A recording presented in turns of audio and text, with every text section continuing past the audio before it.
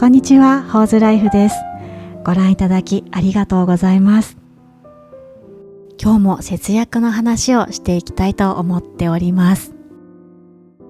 私は1年前から節約を始めました。もともと我慢が大の苦手で、欲しいものを見つけたらすぐに買いに行ってしまうタイプでした。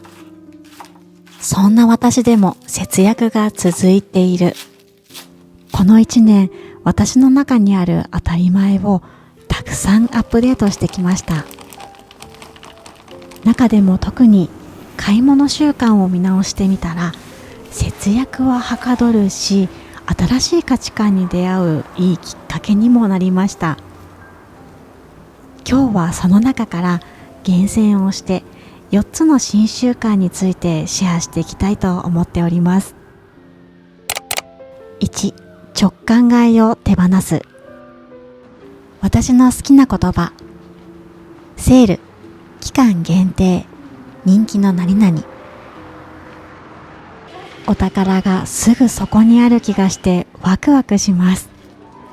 でもその瞬間のときめき、長続きしないんですよね。結局気持ちがどんどん冷めてしまって、なんでこれ買っちゃったんだろうって棚にしまい込む事態が頻発してました。そこで始めたのが欲しいものリストを作ることです。欲しいものリストといっても、ただ欲しいものを羅列して書くだけではなく、3つのポイントがあります。必需品と贅沢品、分けてリスト化する。必需品はこれに、贅沢品はこのノートに記入してます。贅沢品リストは最低3ヶ月以上熟成させること。熟成期間を経て、またノートを開けてみると、やっぱりいらないって思うものがいくつか出てきます。ちょうどいい期間というのは人によって違うかもしれないですね。リストにないものは買わない。これ欲しいな、そう思ったとしても、いやいやリストに書いてなかったからこれは今必要じゃないってことだよな、やめとこうって冷静に判断ができるようになりました。買い忘れがなくなって効率もいいんですよね。2、オーバースペックを削ぎ落とす。オーバースペックとは、多くの機能を取り入れすぎること、過剰に高性能であること。例えば家電、電子レンジだったらローストビーフが作れる。水蒸気を利用した調理ができる。炊飯器だったら煮込み料理ができたり、パンが作れたり。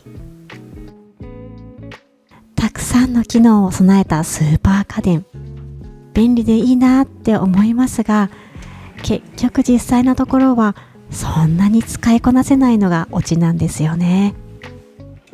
このようなオーバースペックをどんどん削ぎ落としていく。これも節約には大事な視点だと思っています。わかりやすい家電を例にしてみましたが、他にもオーバースペックはゴロゴロ転がっていると思います。例えばトイレットペーパー。幼い頃からダブルを使っていたので、一人暮らしを始めても結婚しても当たり前のようにダブルを選んでました。ですが、節約の先輩たち、口を揃えて言うんですよね。シングルの方がお得。これ変えてみて大正解でした。ペーパー量は同じはずなのに、持ちは2倍です。肌触りはちょっとダブルより劣る気がするんですが、私にとっては拭ければいい。拭くというスペック以外は削ぎ落としました。それからハンドクリームやボディクリーム。香り付きってだけでちょっと値が張るんですよね。好きな香りを選ぶのも楽しかったんですが、よくよく考えてみたら、私にとってはあれもこれもが香り付きじゃなくていい。香水だけで十分だよなって気づきました。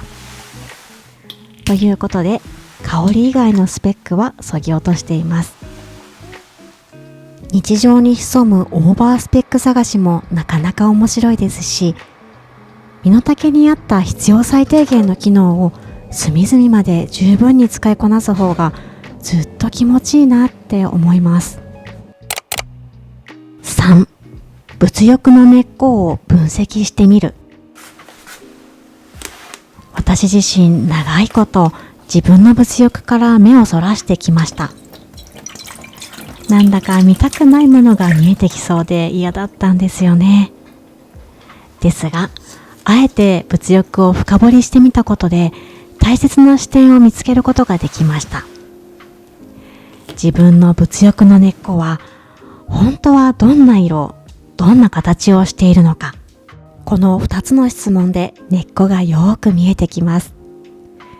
いつ欲しいと思ったのか、なんで欲しいと思ったのか、いつなんでの振り返り、これを繰り返していくと同じパターンが存在することに気づきます。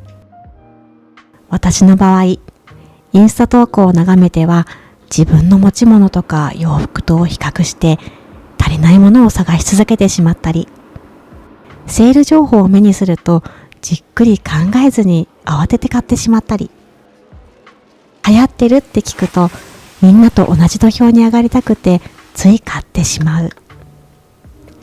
物欲の根っこにあったのは他人の目とか承認欲求、見栄ばかりでした。自分の内側から湧き出る価値観がすっかり抜け落ちてしまってたんですよね。でもこれからは自分自身が心から喜べるような買い方をしたいなって思いました。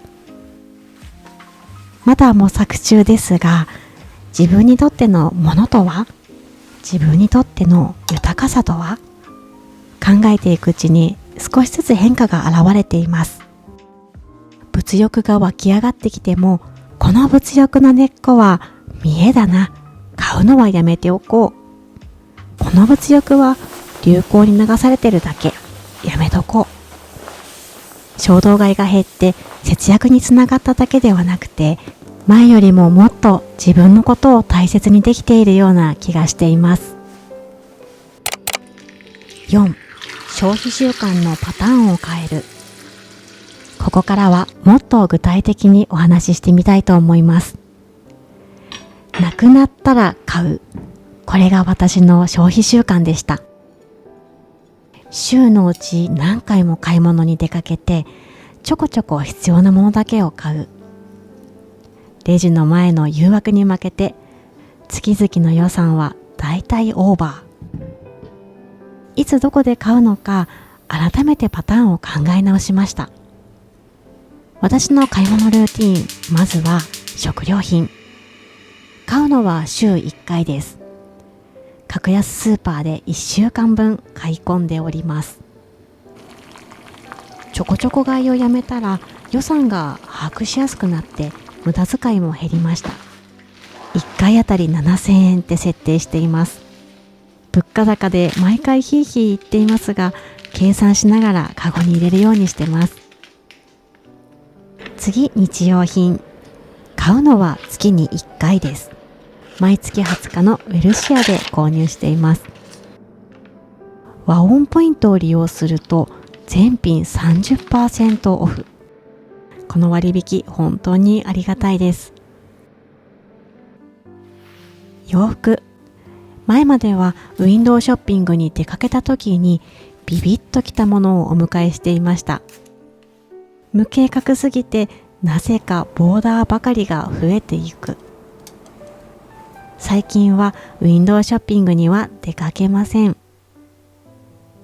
洋服を買うタイミングは、この服今シーズンで終わりだなって感じたら、トップス、ボトムス、下着、靴下、それぞれ所有する枚数を決めました。一つ手放したら一つをお迎えする。着ない服がなくなってちゃんと管理できてるっていう実感が持てています。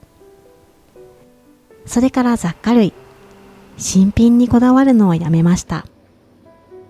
フリマサイトなどで中古のものを買うことが多いです。